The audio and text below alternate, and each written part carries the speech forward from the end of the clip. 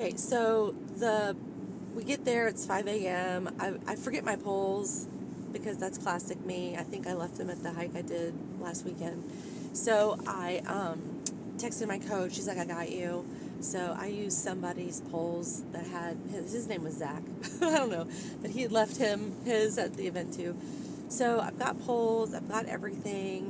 One of the things that they taught us at the welcome session was the hikers that they see struggle the most have a shitty mindset, and they overdo it. They overpack it. They like wear too much shit, and they don't properly nutrition. They don't understand nutrition or hydration. So I was like, cool, those are my goals to like figure that out.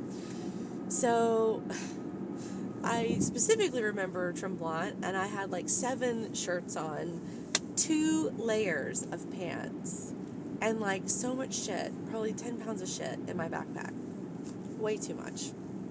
So this hike, I decided I'm only going to wear shorts no matter how cold I am. I'm going to have one shirt, then I'm going to have a sweatshirt. And then I'm going to have those like little heater pad things, little heat things, heat carbon things. And I'm going to put those all over, and then I'm going to pull them out when I'm warm, because I know in like 20 minutes from hiking, my heart rate's going to go up. I'm going to, be hot. So I did, and it started. And I was like, okay. And there were parts that were spicy, that were hard, and I was like, okay, all right. And I followed these 3 guys. I just so happened to have been their caboose because I was passing people were passing me, trying to just figure out your own rhythm. And I stayed alongside them, and we finished. And I was like, holy shit, I finished in like an hour. Okay. So we started at 7, I finished at 8, 15, whatever. And we were going till 3. So I was like, I can totally freaking do 4 ascents. I might even be able to do 5.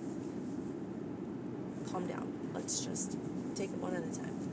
So then the second, so we go down the thing. So we don't go down the mountain. We just go up, and then we get caravan down. So then the second time we go up, I'm like, okay, this is like doable. Okay. And then the third time I go up. And then the fourth time I go up. And then the 5th time I go up. And I'm like, bitch, you can do hard things.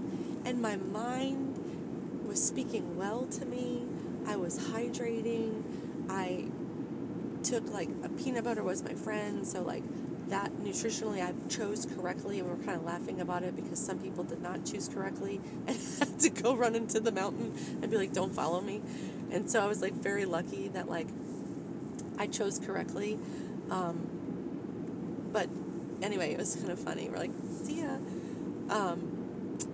The people that I met, when you're hiking for an hour and you're kind of like hi ho, like up the mountain step by step, you get to know people really intimately. And I got to know some incredible people. So anyway, on day 1, I finished my goal. I wanted to do 4 to 5 ascents. I did 5. My coach was there. She high-fived me. I was like, let's go. This is great. And I was worried about the 5th one because I'm like, yeah, tomorrow's also a big day. Like, what if I overdid it? And the coaches were like, you know your body. You're going to be fine.